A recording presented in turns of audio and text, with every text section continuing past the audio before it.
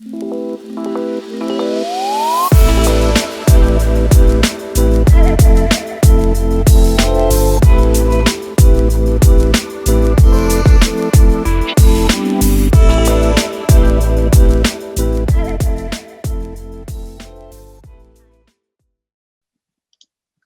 like I said, I'm calling this one Back to Basics. This is an overview of the loan signing process from scheduling an appointment to document shipment.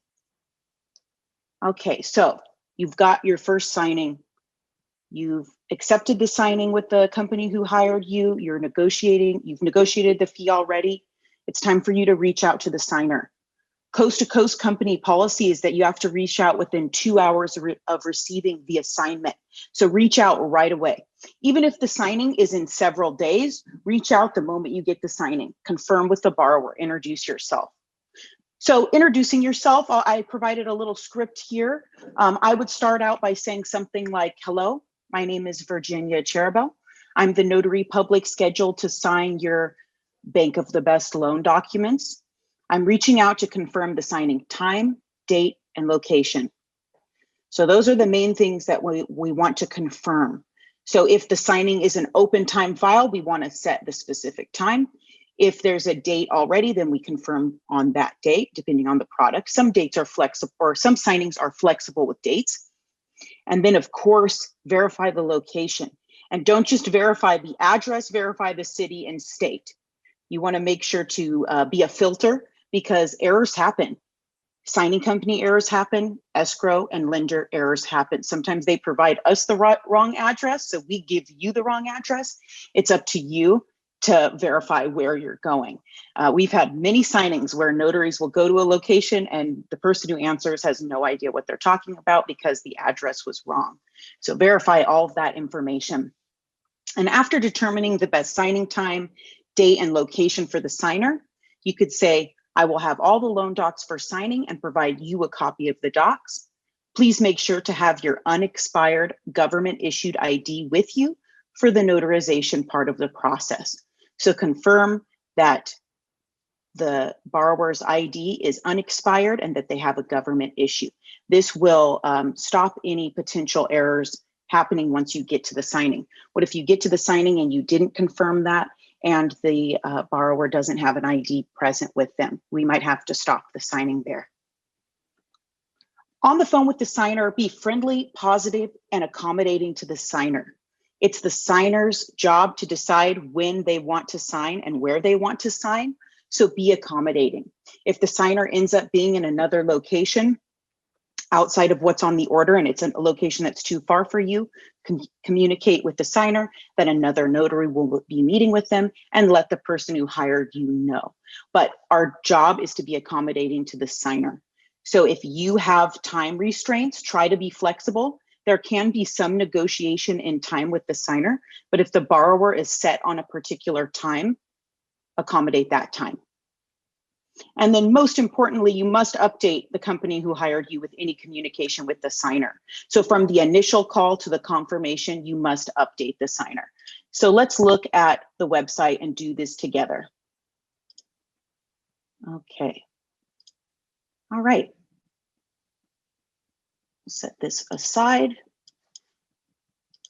We're on the portal now. So here's the portal. Today's signing is the Morris signing, Alfonso Morris. The signing is at 11 a.m. today. Ideally, we would have gotten the signing less close to the signing time, and you would have confirmed it within 2 hours of receiving the appointment. But for this case, it hasn't been confirmed yet, so we just made our call to introduce ourselves and confirm that information. On our website, you must hit this confirmed button.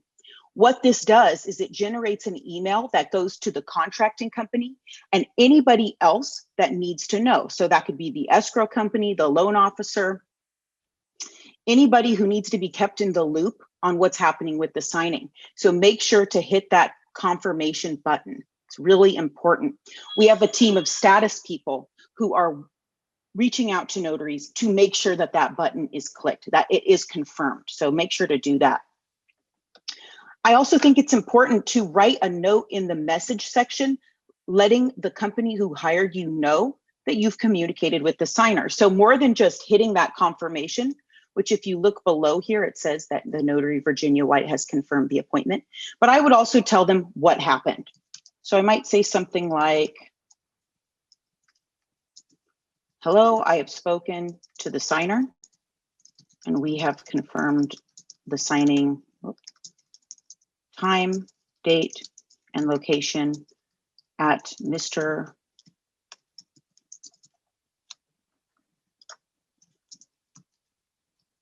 Morris's home address. Okay, so again, I hit that confirmation button, and now I'm also putting a note saying that I've spoken to the signer and we've confirmed the time, date, and location, which is at Mr. Morris's home. So create that comment. More communication, the better. Okay, so we've communicated that we've confirmed the appointment to the company that's hiring us. Excellent. Let's keep going. All right. Next up is printing the documents. So it's really important that when you're printing the documents, you don't miss any attachments. So some escrow companies will provide us many attachments, and we have a sample right here to the left. So this is a sample of a client that adds multiple attachments, which can be frustrating because it's easy to miss one. And I actually provide samples of what we see. So on our technology, when you download the documents, we see what you're downloading. And if you miss something, we see that you've missed it. It's not been downloaded. So here you'll see that it says downloaded, and then these don't have any comment. That's because those documents were not actually downloaded. Below is another example. These are, by the way, both real life examples that happened this month, or excuse me, last month, this month and last month. This bottom one, I see that the notary downloaded some of the docs, but didn't download this doc here. So if there are multiple attachments, and I'll show you an example of that, make sure that you download and print each attachment. It's really important. You're going to be double checking to make sure you don't miss anything. You're also going to be printing 2 copies of the documents, one for the signing and one for the signer to keep for their records. Review the documents after printing to ensure that nothing is cut off, that there's no toner or drum issues. So sometimes if your toner needs replacing, there'll be like a gray streak on the side of the form, or there'll be spots if your toner's bad, or it'll be really light. And the lender can't record, or escrow can't record a very light document. So you want to make sure it looks perfect. And then while you're printing, you want to make sure to review any special instructions that the company that hired you is asking for, and ask the needed questions. So let's go back to the website to see what we have on this one here. Okay, so it's the Morris file. It's today in a few minutes. It's in San Dimas. The general instructions, there's some special instructions. It says this is a bank of the best loan signing. So that's the lender. Docs are dated for 4/8, but are good to sign 4/9. Make sure the notary has the right to cancel completed correctly. Okay, so these are what we need to make sure of. Now let's look at the actual loan documents. So in the document section here, you're going to see the 2 documents that are attached. So let's download both of these. Okay. Let me download them, save them to my desktop. Here, perfect. All right, let's review this first one. This one is coast to coast special instructions. They're general special instructions. What I love about these special instructions is this first page here. So Hannah, who's our quality control manager, if you've ever made a mistake with us, you'll have talked to Hannah or one of her team. She created this form to help ensure that you're printing the documents properly. Remember, I mentioned that you can't have anything cut off. So cutoffs happen when a form is formatted for legal, but printed on letter. And so what'll happen is you'll print this form and the bottom portion is cut off. What I love about this form is that you have to keep this little spiky border. If you print this and the spiky border is not on all edges of the document, you're having a printer issue. And so this form, if you print this first, this is going to let you know if your computer and your printer is formatted for both letter and legal size. So this is really important to print and really handy. So these are our general special instructions. We update these special instructions all the time. review this form. What I'll see a lot of times is a notary not download this form. And maybe it's because they've done signings before, or they've seen this form before and they don't think that they need to. I will always suggest to look at it again, review the information. It's going to help you do your job better, especially if you're new and you're not super comfortable with loan documents. So it's important to review these instructions prior to going on the signing. Okay, the next up is our actual loan documents. So these are the documents that we're going to sign with Mr. Morris today. Excellent. So once you've made sure that these documents are signed, we're good to proceed. All right, so next up. So you've printed the documents, you're at the signing table. Once you arrive at the closing, you want to make sure to wear a mask according to the signer's needs. So I know that some states have lifted the mask requirement for businesses. We want to let the borrower dictate whether we wear a mask or not. We get many complaints about notaries refusing to wear masks, and we just can't assume that every borrower is like ourselves. So wear a mask. I've actually had a borrower ask me to take my mask off.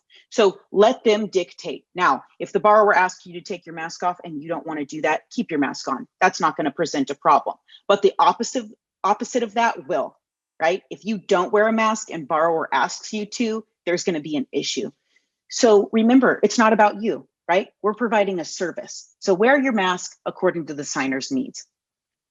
And then we need to locate a suitable area to sign documents. Generally, the borrower will have a little spot for us to set up. We really only need a little spot, maybe a chair for us and a chair for them and a little table. But be flexible according to the signer's circumstances. For the most part, it'll be pretty straightforward and there'll be a small location where we can sign. First things first, request the signer's ID to verify their identity and to add that information in your journal. You may choose to provide them an important document to review while you're adding their ID information. So always do that up front. Now, if you want to save some time, give them an important document like the closing disclosure for them to review. That way they can make sure they see their loan terms. And if there are any issues on that, we can kind of stop potential problems right away, not waste too much time. So as you're entering their ID information, give them that form to review. So once we get to looking at the forms, we want to inform the borrower that they must sign the documents the way the signature line dictates. Unless their signature is like a symbol or a scribble, right? Then they just need to be consistent. You can reference their ID for a sample of what their signature is going to look like. So when I'm reviewing their ID, I take note of their signature and just make sure that it matches and looks like the signature line. Reassure the borrower up front that if there's any questions and concerns that you cannot answer, we can reach out to their loan representative and escrow agent as needed. And a little tip is that on page 5 of the closing disclosure, there's going to be some contact info for the escrow agent and the loan officer. So most of the time, the borrower will have their loan officer or their loan representative's phone number, but in case they don't, we have that form. Now, an important note is to be in control of the documents. So provide the documents to the signer one document at a time and review to ensure that they are being signed and dated correctly once the document is returned to you. A mistake I made early in my career is that I'd give the documents to the borrower and I'd wait for them to sign.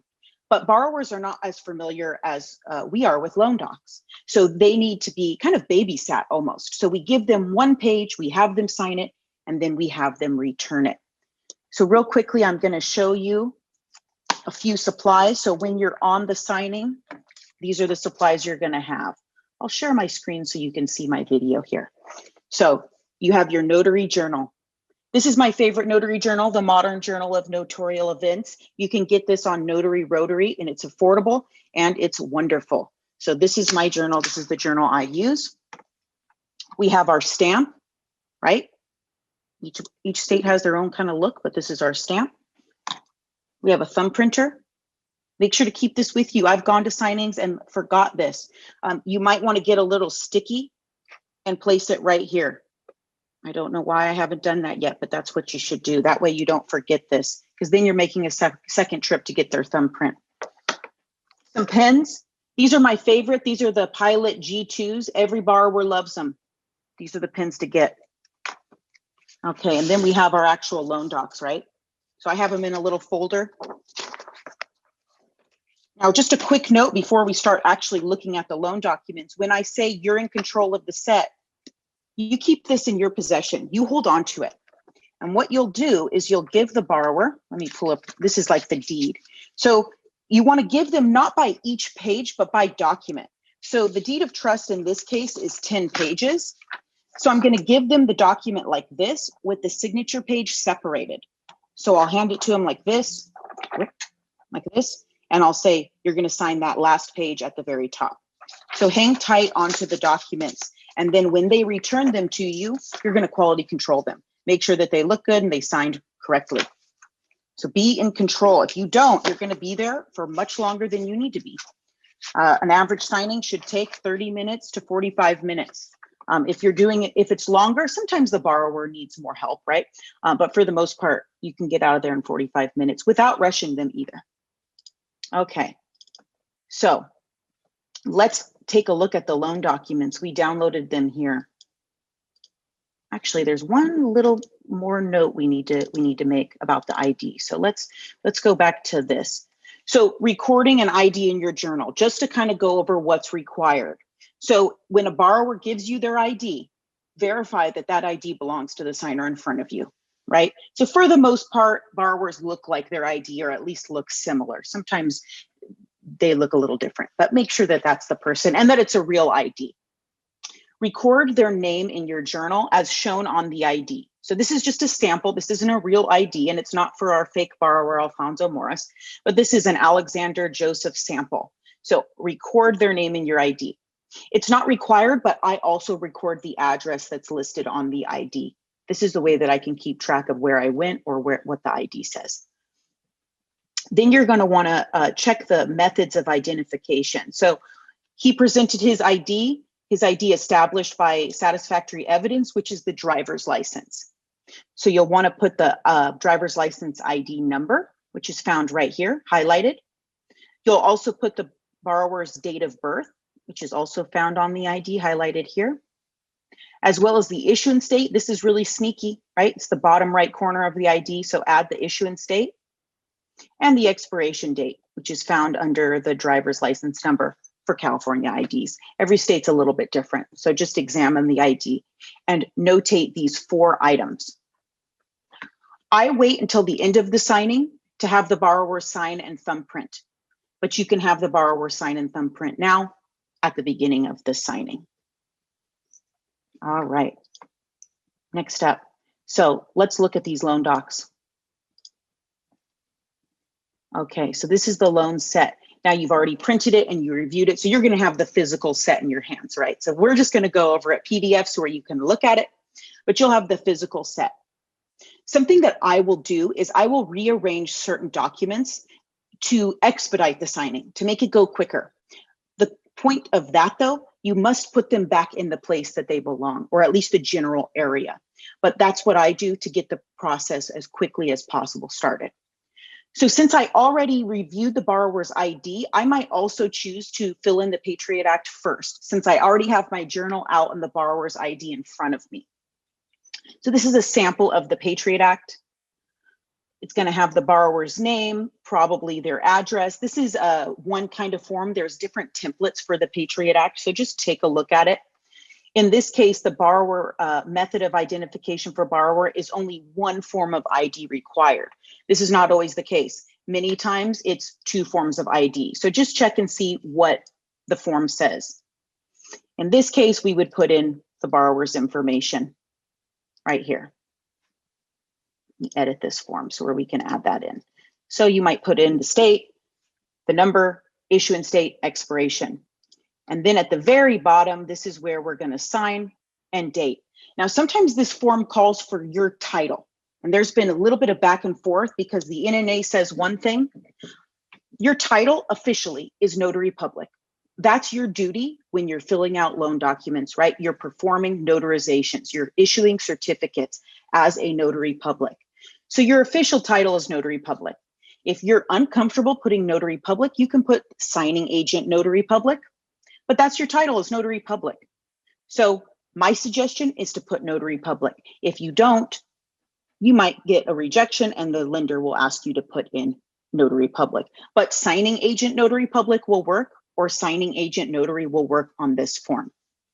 Make sure you sign and date this. This is a real common error. And if I'm quality controlling a set of docs and I see that this form was blank or not completed, I know that this is a new notary because maybe they think this is for the lender or the escrow company to fill in, but this is actually for you to fill in as a notary.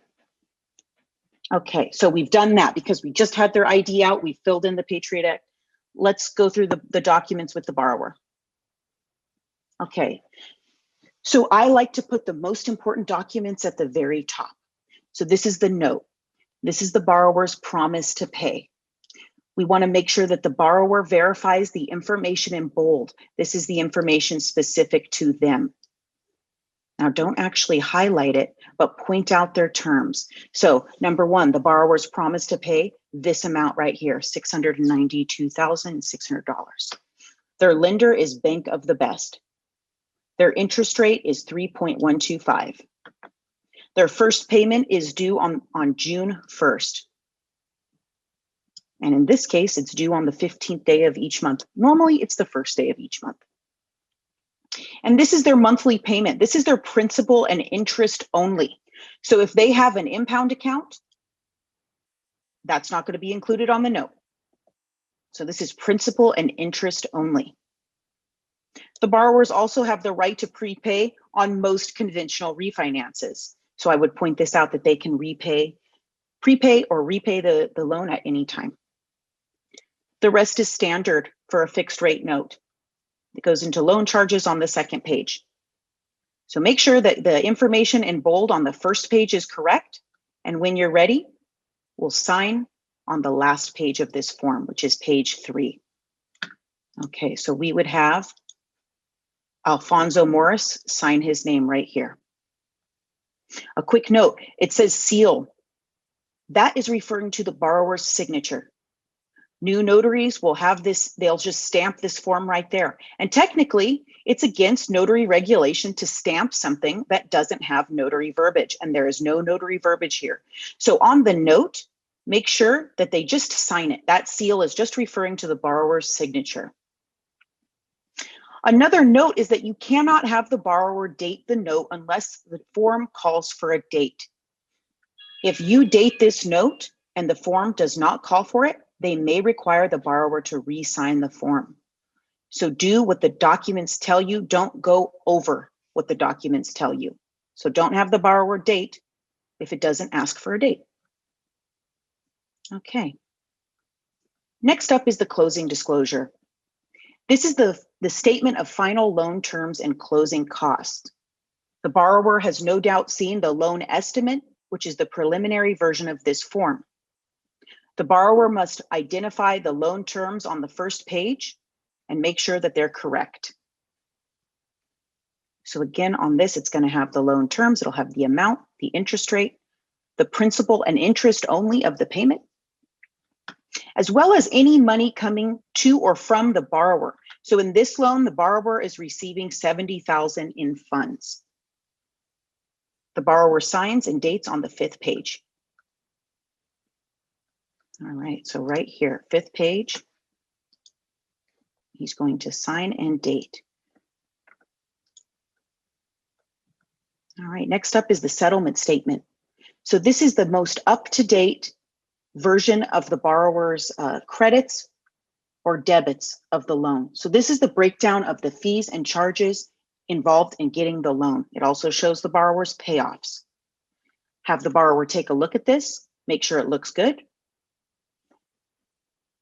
At the very bottom, it'll say whether funds are to or from the borrower. So sometimes when you refinance, you owe money and sometimes you're getting money, right? You're accessing the equity in your property.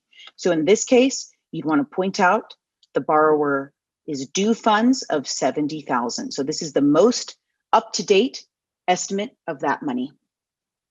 Have the borrower review and sign. So take a look at the forms. Sometimes they require dates. In this case, it's just a signature. Next up is the borrower's escrow instructions. The information in bold is specific to the borrower and their loan. This form is escrow communicating with the lender. Have the borrower verify the information in bold and sign on the second page.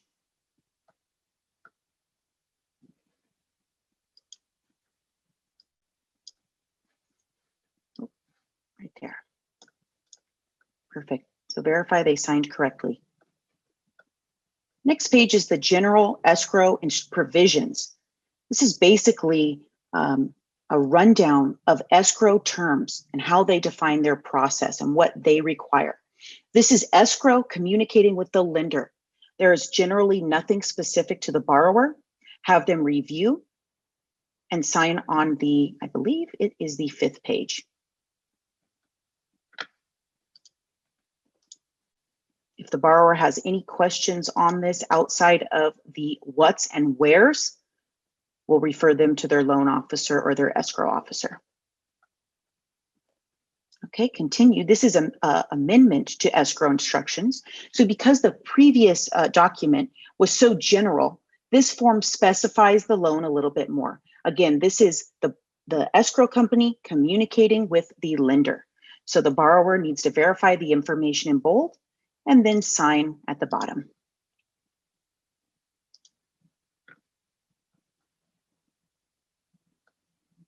Okay, continued. Instructions for funds due to borrower/owner. So if the borrowers are receiving money back at the end of the process, there's funds due to borrower, they need to fill this out. This form is going to decide how they want the funds. So if the borrower would like a check for the funds due to close, then they need to select the check option right here.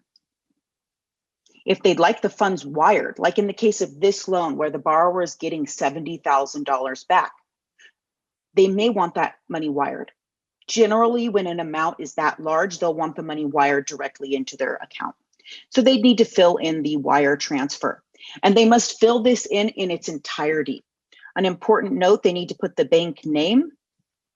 The bank phone number and city and state may not always apply. So if that's skipped, that makes sense because most people bank electronically, right? But if they have their bank's name, number, and city and state, have them fill this in. But it's very important that they add the account number, the routing number.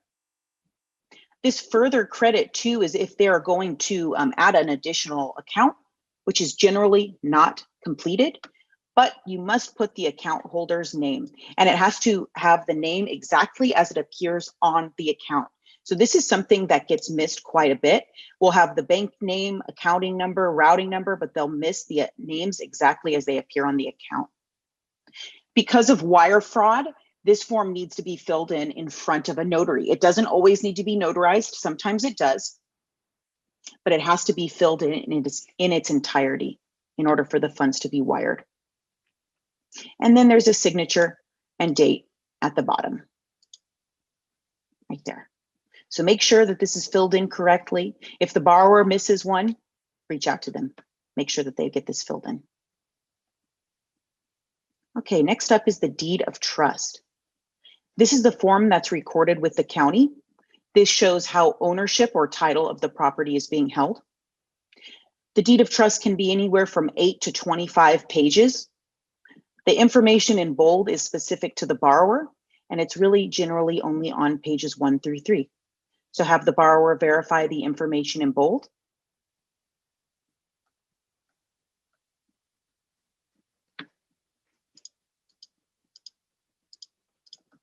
And then we'll have them sign. Now, quick note, I'm skipping past it because there's no initials, but every once in a while there'll be initials on the bottom of the deed. Have the borrower initial each place that it asks, and then have them sign on page 19, right here. So we'll add in his signature. Again, the word seal next to the signature is referring to the borrower's signature, not your seal. You only can stamp where a notarization is present. But the deed of trust is always notarized. So the next page will have a notary acknowledgement form, just like this. Okay. So we'll fill this in just so we can go over how it's filled in.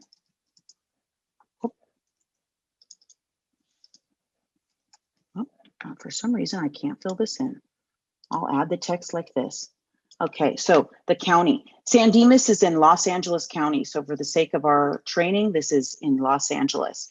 The top portion is called the venue. So you have to fill in the venue of where the signing took place.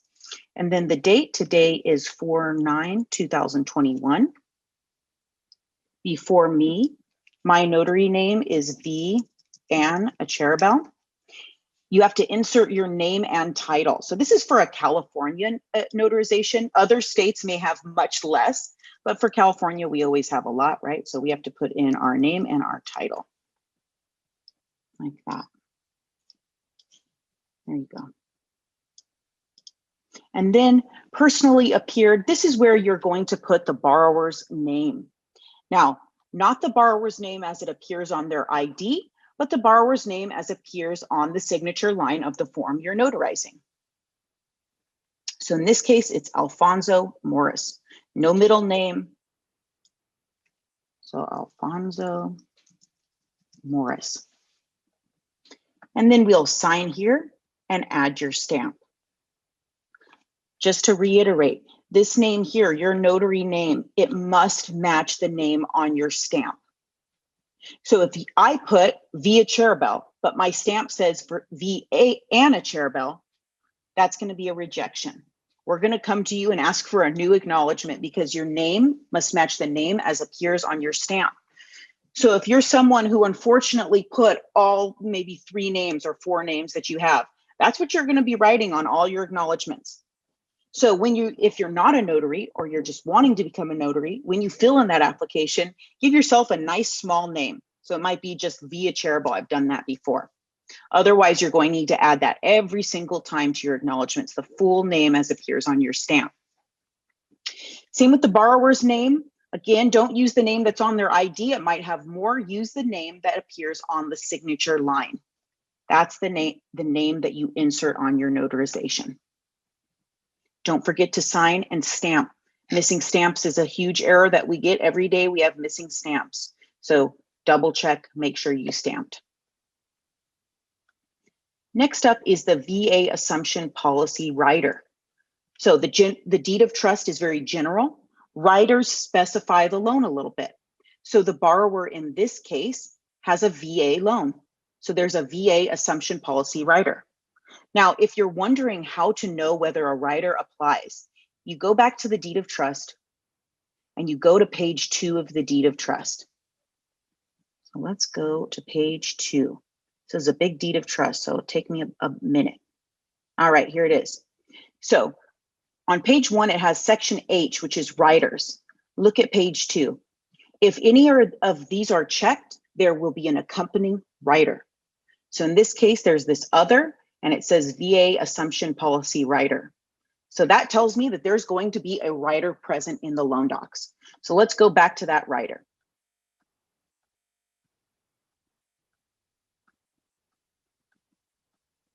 Okay, so the VA Assumption Policy, this just tells the borrower that this is a loan that's backed by the VA.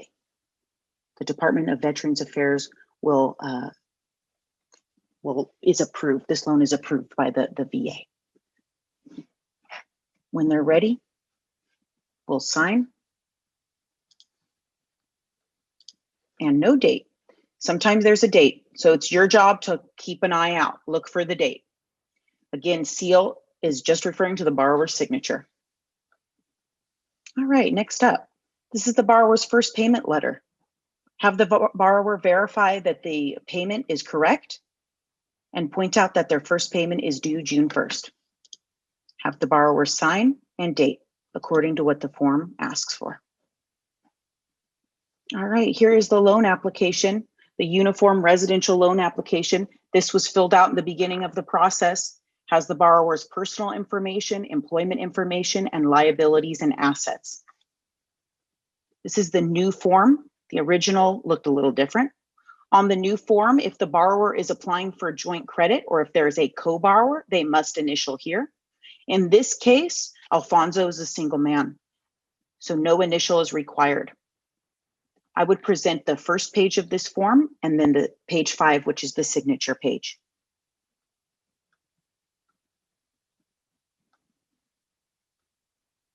Right here.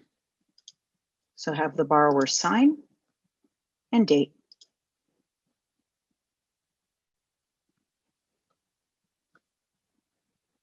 Here is the errors and omissions compliance agreement. So what this form is, if there is any clerical or typographical errors or omissions, the borrower will comply with correcting them if the lender requests. Have the borrower sign and date. And oftentimes this is notarized, so you need to notarize it. This particular form gives us problems every day because there's a really sneaky hidden notarization at the bottom. So make sure you fill in this notarization. This particular notarization is a jurat, and jurats require very little information. In this case, all we need to put is the date of the transaction. So in this case, it would be sworn to and subscribed before me this 9th day of April 2021. And we would sign and put your commission expiration number if your state has a commission expiration. This would also be the time, because this is a jurat, that you administer an oath. So you make sure that the borrower knows that they're promising the truthfulness of this document here. This is the residential mortgage credit score disclosure. This shows the borrower's credit score on page 1. Have the borrower initial at the bottom.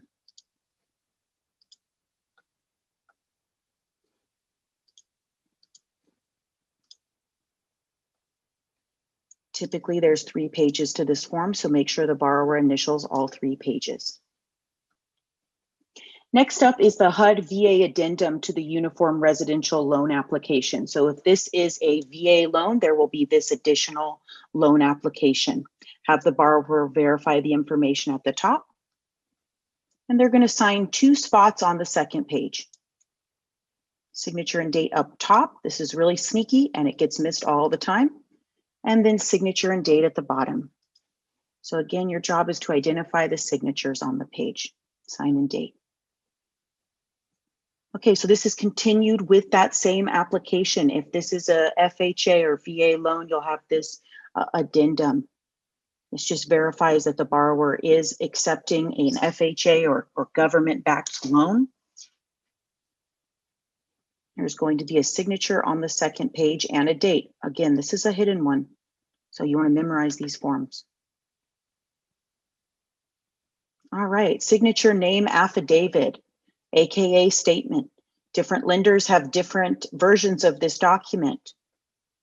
Let's read it together. This is to verify that my legal signature is as written and typed below. That signature must match all signatures on the closing documents.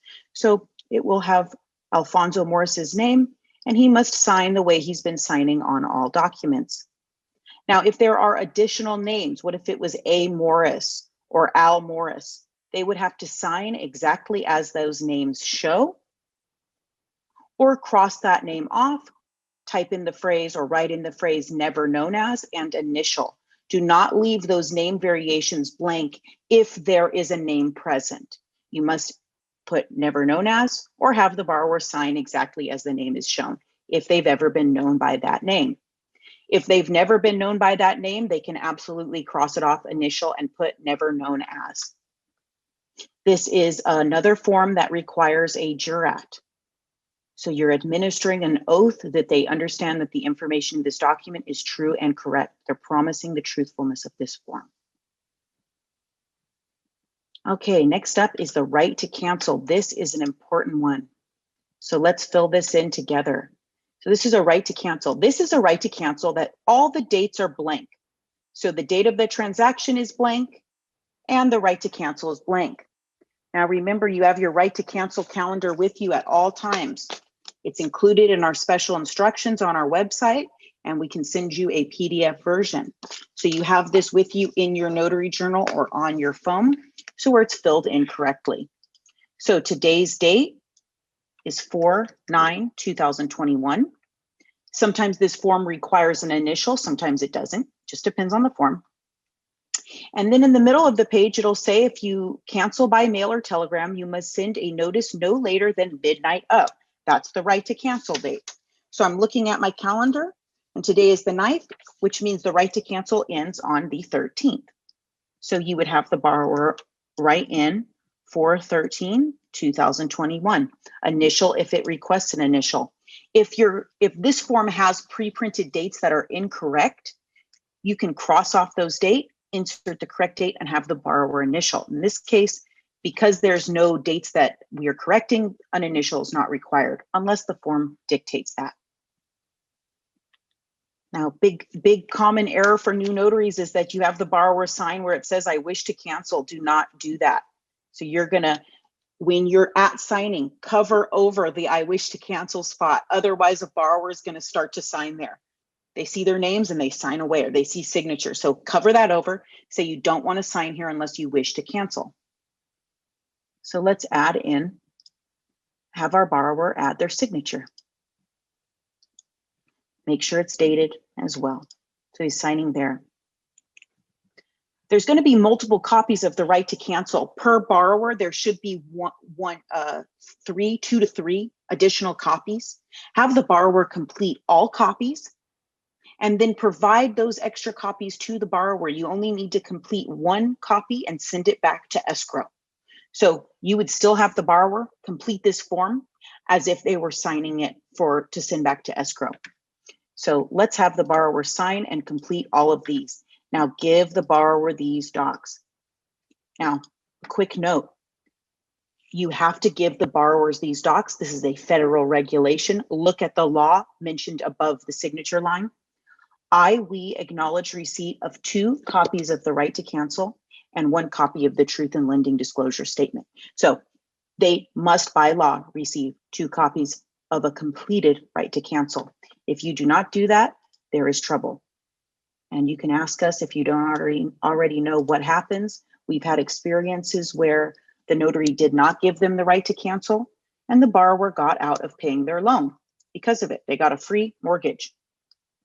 So must be completed. So let's fill this in as if we were going to give these to the borrower and have them sign it.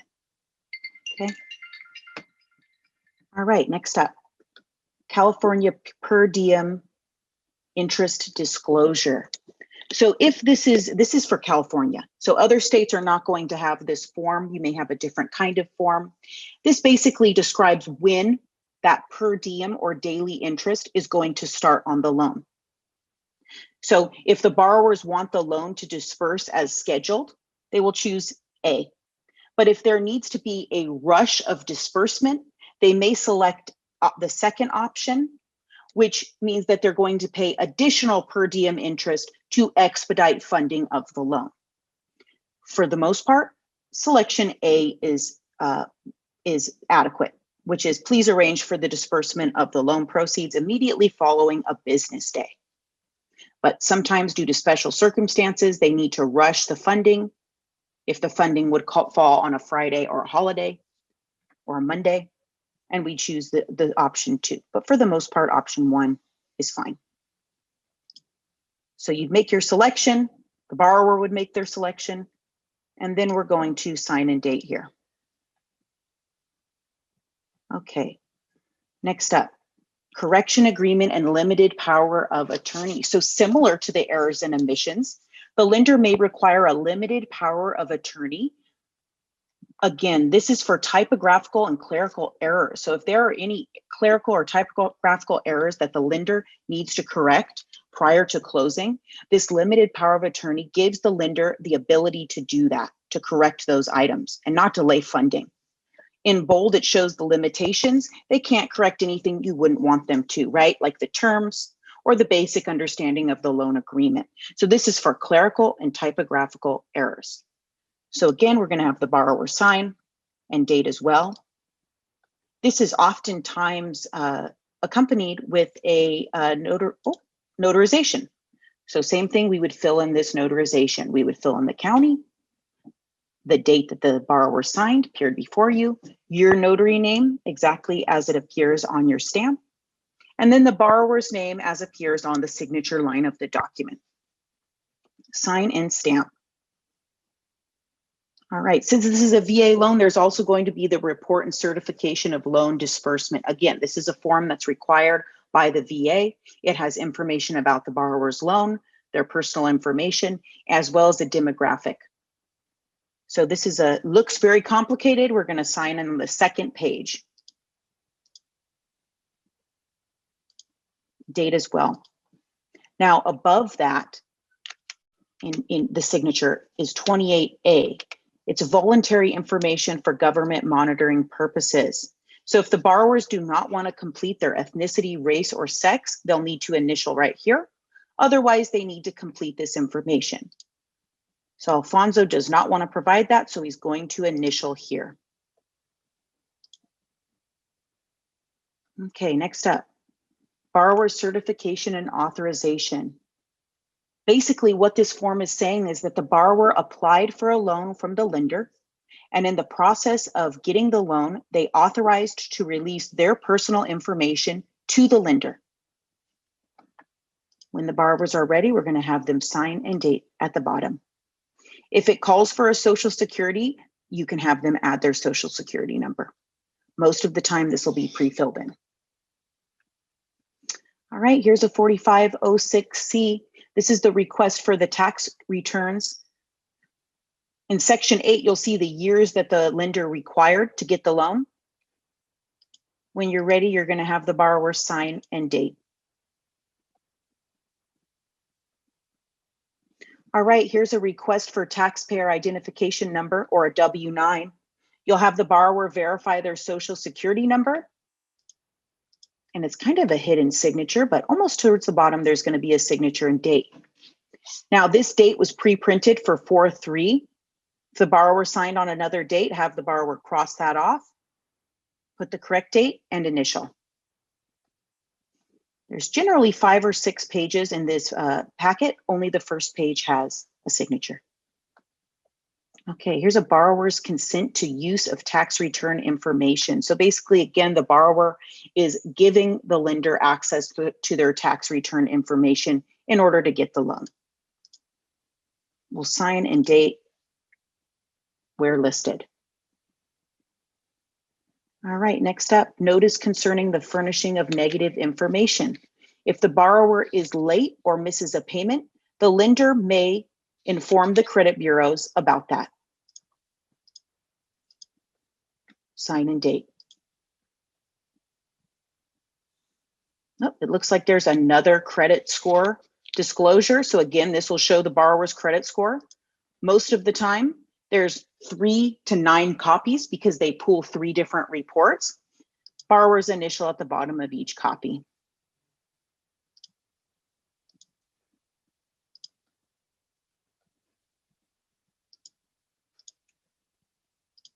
All right, we went through all the docs. There's a FedEx label. Let's get back to our PowerPoint. Okay.